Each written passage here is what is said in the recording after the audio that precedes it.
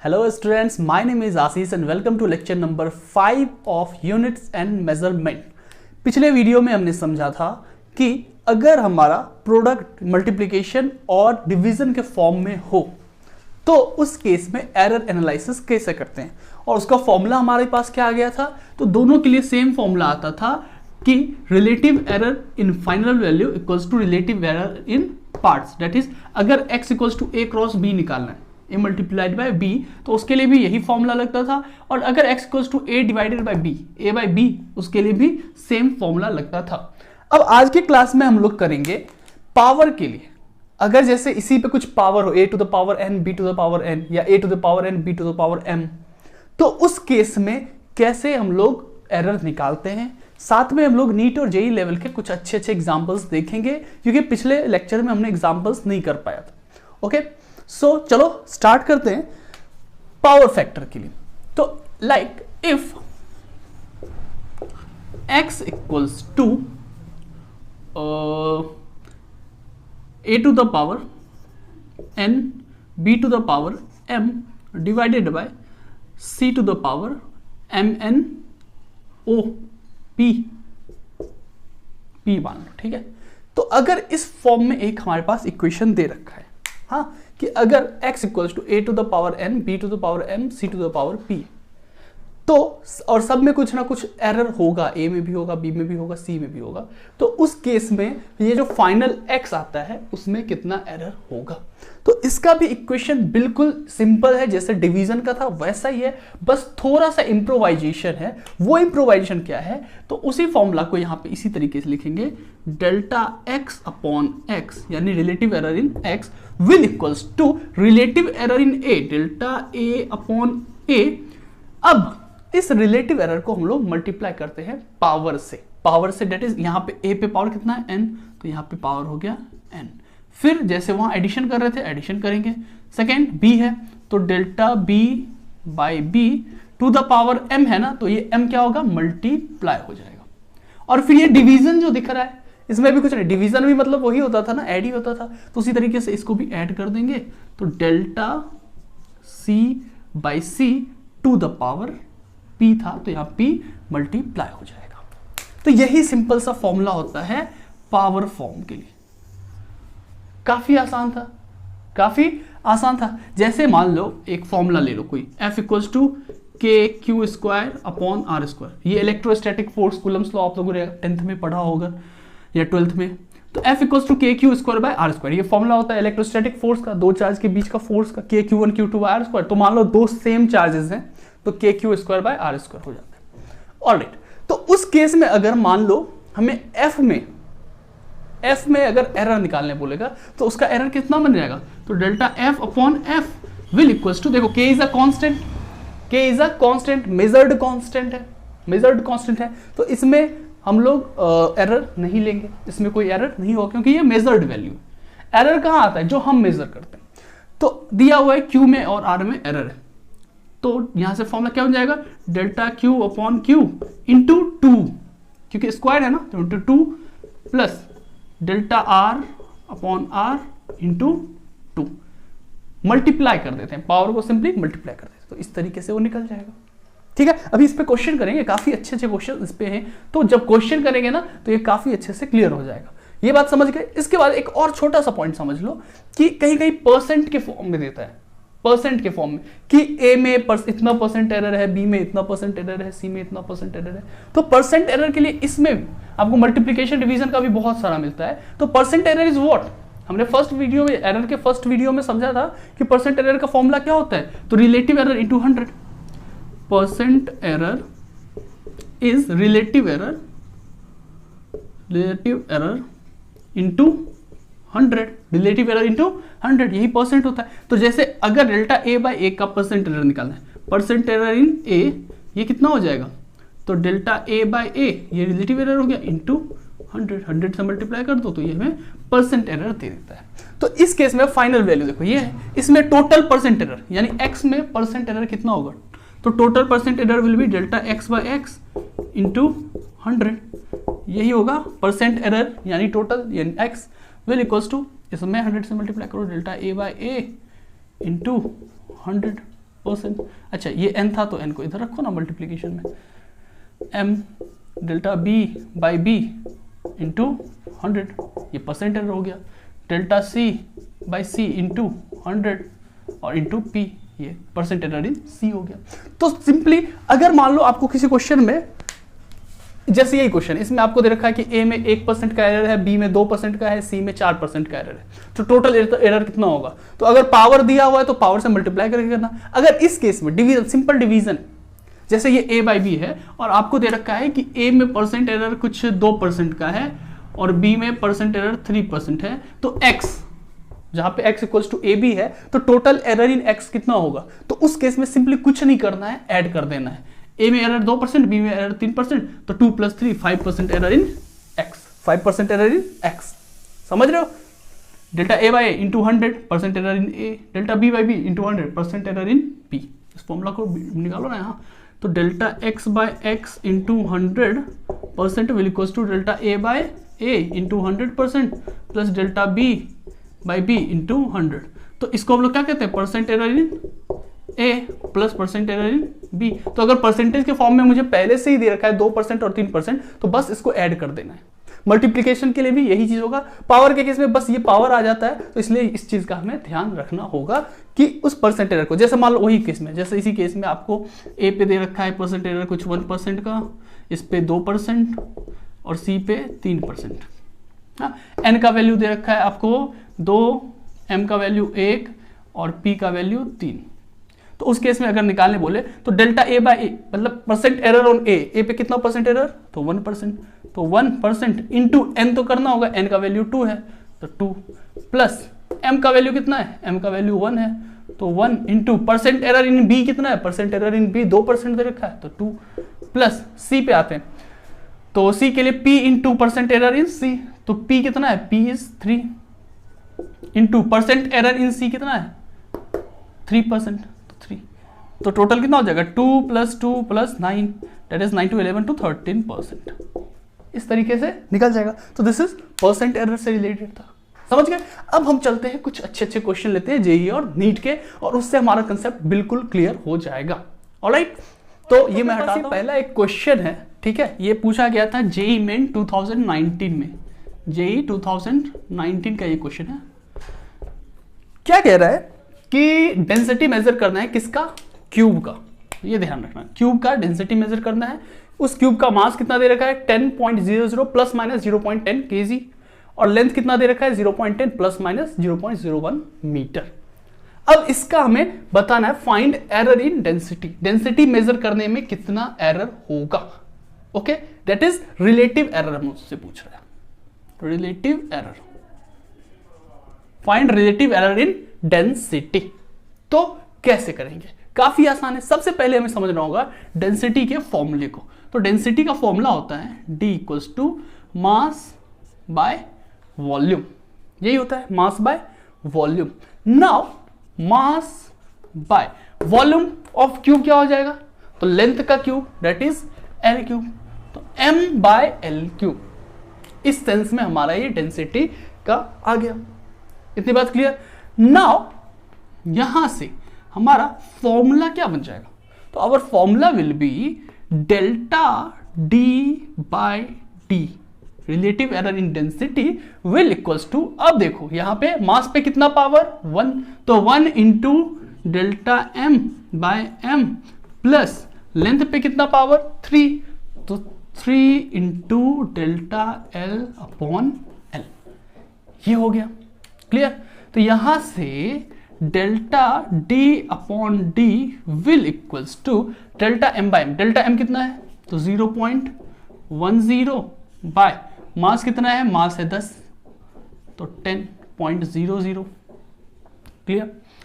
Plus 3 into delta L 0.01 by L कितना है? तो 0.10। बहुत आसान। अब क्या होगा? हमें सिंपली निकाल देना यहां से, तो काफी आसान हो गया ना।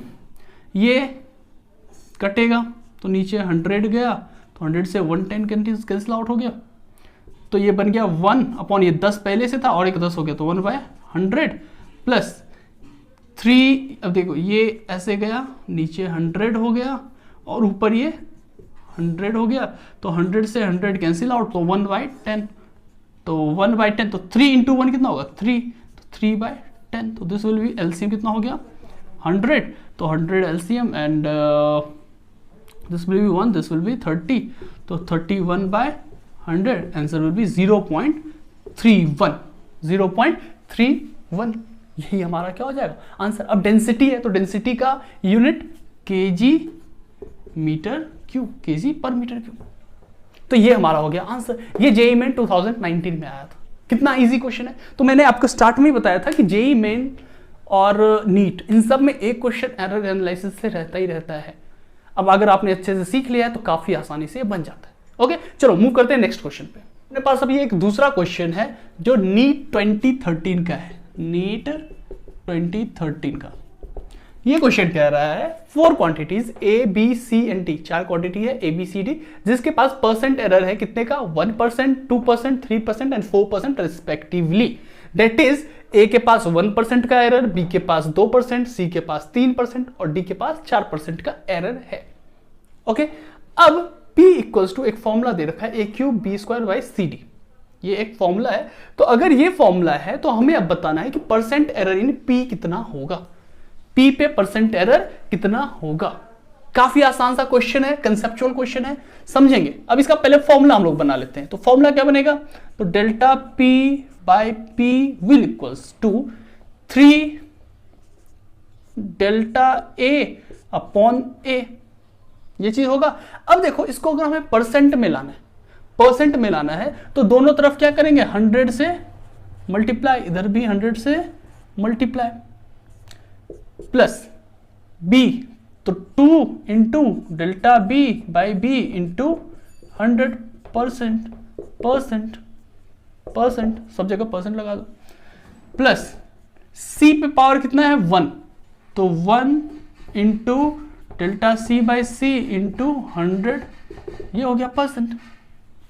और फिर D पे भी पावर है 1, तो 1 into delta D by D into 100%।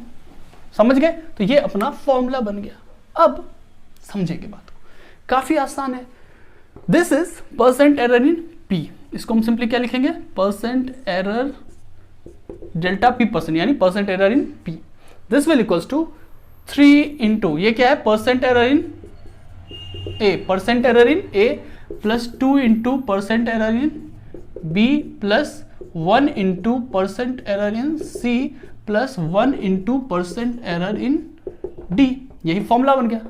ठीक, now this is 3 into percent error in A कितना है, तो A में 1% का था, तो 3 इंटू 1 प्लस 2 इंटू B में कितना था 2% का, प्लस 1 इंटू C में कितना 3%, प्लस 1 इंटू D में कितना 4%, 4।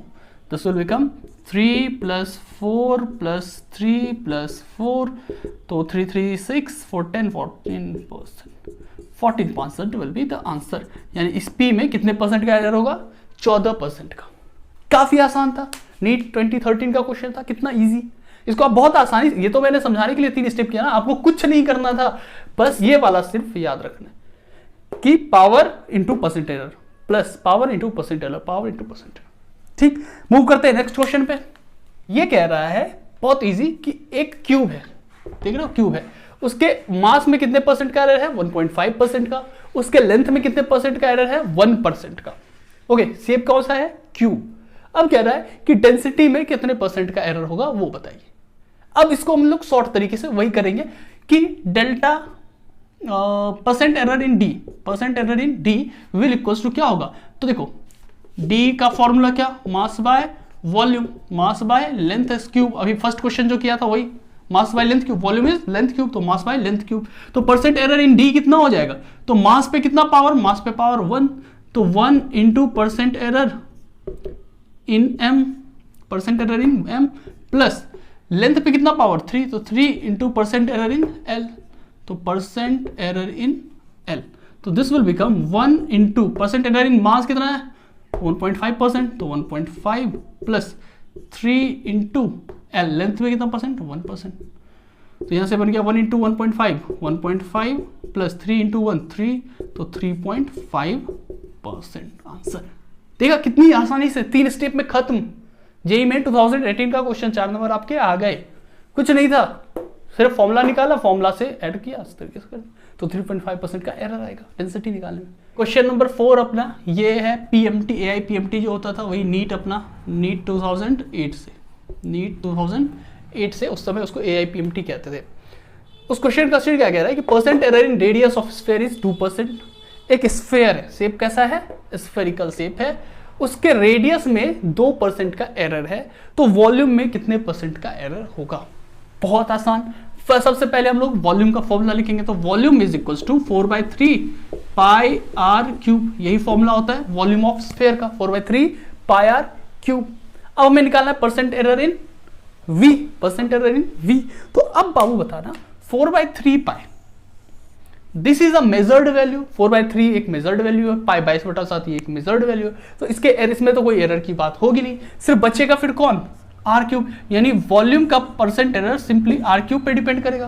तो percent error in V will equals to, इस पे पावर कितना, 3 into percent error in R, 3 into percent error in R, तो 3 into percent error in R कितना है, 2, तो 2, तो डेट विल बी 6% आंसर।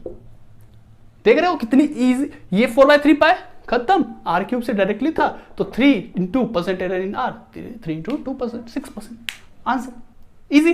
ये नीट 2008 का क्वेश्चन था। आओ मूव करते हैं नेक्स्ट क्वेश्चन पे। क्या कह रहा है, to measure height of a building, एक बिल्डिंग की हाइट को मेजर करने के लिए एक स्टोन ड्रॉप किया जाता है। ये देखो काइनेमेटिक्स जब पढ़ोगे ना, तो मोशन अंडर ग्रेविटी जब आप पढ़े होगे, 10th में भी शायद पढ़े होगे, तो उसमें बताया जाता है कि अगर आपको किसी भी बिल्डिंग की हाइट नापनी है विदाउट कुछ मेजर के, तो मेजरिंग टेप के, तो आप क्या करोगे, आप उस बिल्डिंग की हाइट पे जाओगे, वहां से एक स्टोन फेंकोगे, स्टोन फेंकते वक्त क्लॉक ऑन करोगे, एक stop watch Lego, stop watch on करोगे, और जैसे ही वो ग्राउंड को टच करेगा स्टॉप वॉच रोक दोगे, तो तुम्हारे पास टाइम आ जाएगा कि कितना टाइम लगा उस बिल्डिंग के हाइट से नीचे गिरने में।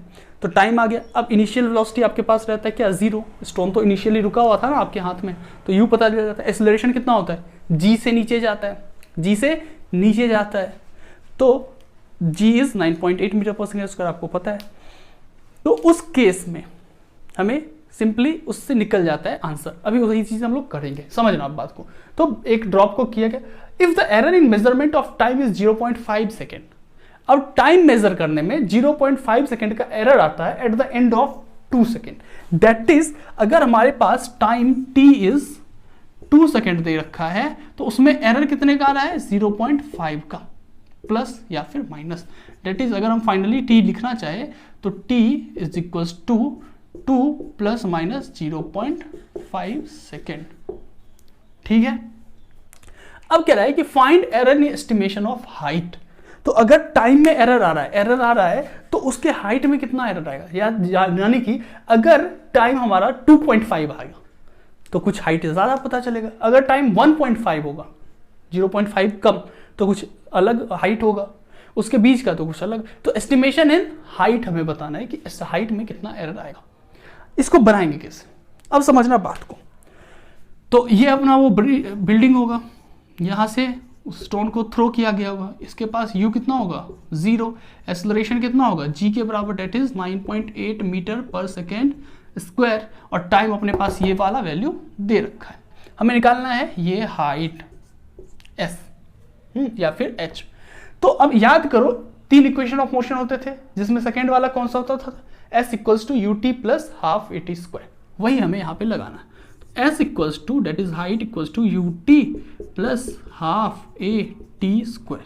नाउ u का वैल्यू कितना है, u का वैल्यू 0 है, तो this whole term become what, 0, this whole term will become 0। तो इसका बात ही खत्म हो गया, तो बच क्या गया, s equals to half at square. तो s equals to half at square, तो हाफ a कितना है, g, तो g इंटू t स्क्वायर। अब यहां पे ध्यान देना, 1/2 is a measured value, g is a measured value. इस हाफ g में कोई भी एरर नहीं है, this is errorless, this is errorless. तो s का जो एरर है वो डिपेंड किस पे करेगा, सिंपली t स्क्वायर पे। किस पे डिपेंड करेगा, t टी स्क्वायर पे, डेट इज हमें हाँ एरर निकालना है, तो डेट इज, अब यहां से फॉर्मूला क्या बनेगा, delta S upon S will equals to power 2 इंटू डेल्टा टी बाय टी, यहां से देखना, तो delta S upon S will equals to 2 इंटू डेल्टा टी कितना है, तो डेल्टा टी 0.5 का है, 0.5 और टी कितना है 2, टाइम टी कितना है 2 और डेल्टा टी 0.5, समझ में आ रही है बात। तो ये हो गया इस तरीके से, तो 2 and 2 कैंसिल आउट हो गया, तो delta S upon S will equals to 0.5 आ रहा है।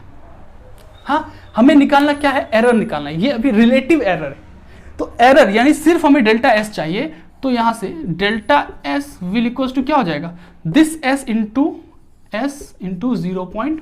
अब s कितना होगा, तो s simply half AT square होगा, s कितना होगा हाफ AT स्क्वायर, ये s कितना होगा हाफ इंटू a का वैल्यू 9.8 इंटू टी स्क्वायर यानी 2 का स्क्वायर, तो 4, तो 2 से 2 गया तो 19.6 मीटर, ये s आएगा, तो 19.6 इंटू 0.5, ये 10 नीचे गया तो 1/2, 2 से ये फिर 9.8 करेगा, तो 9.8 मीटर, ये आ गया डेल्टा एस।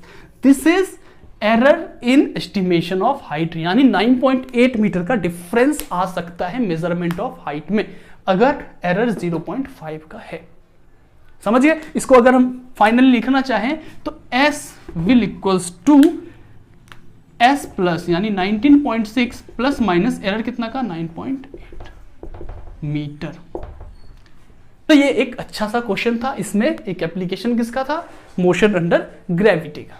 तो अब आपको मुझे लगता है बहुत सी बात समझ में आ गई होगी, डिवीजन, मल्टीप्लिकेशन, पावर का वैल्यू कैसे हम लोग यूज करते हैं। अब आप क्वेश्चन ढूंढ के डायमेंशनल फॉर्मूला का भी करो और एरर्स का भी करो। इसके बाद अभी वर्नियर कैलिपर वगैरह आएगा, उससे एरर का और भी आपको अच्छा व्यू मिलेगा। तो टिल देन जितने भी इसके क्वेश्चंस मिलते हैं कर लो, ओके। और अगर कोई प्रॉब्लम हो तो आप कमेंट सेक्शन में बता सकते हो, फेसबुक या इंस्टाग्राम पे फॉलो करके वहां आप मुझे मैसेज भी कर सकते हो, वहां मैं रिप्लाई आपको दूंगा, ऑलराइट। और पेज न्यू है तो एक आप लोगों से गुजारिश है कि प्लीज लाइक कर देना और सब्सक्राइब कर देना, ठीक है, मेनली सब्सक्राइब कर देना, ओके। तो टिल देन बाय।